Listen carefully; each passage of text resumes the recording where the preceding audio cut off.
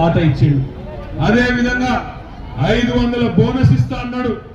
500 bonus క్వింటాల్కి ఇస్తా రైతులందరికీ అని చెప్పిండు. కౌలు రైతులకు రైతు బంధు ఇస్తా అన్నాడు. రైతు కూలీలకు పైసలు ఇస్తా అన్నాడు.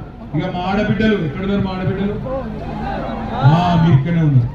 మా ఆడబిడ్డలకు మాత్రం బల కథలు చెప్పిండు. ఏం చెప్పిండు? బస్సు ఫ్రీ అన్నాడు, బంగారం ఫ్రీ అన్నాడు, నెలకు 2500 అన్నాడు, ముసలిలకు 4000 అన్నాడు, ఆడపిల్లలకు స్కూటీలు అన్నాడు, అన్ని అన్నాడు. ఫ్రీ బస్సు ఒక్కటి మాత్రం పెట్టిండు. అది కూడా తుస్సుమన్నది. అందులో ఏమైంది? అందులో పట్టుకొని ఒకళ్ళు తనుకుడు అవుతాను సీట్ల కోసం. కరెక్టే అని చెప్పేది. ఇవాళ అది కూడా చక్కగా లేదు. నేను ఒక మాట అడుగుతా, దయచేసి నిజాయితీగా సమాధానం చెప్పండి. బలవంతం ఏం లేదు. ఇష్టం ఉన్న వాళ్ళు చెప్పురు, లేకపోతే చెప్పకురు.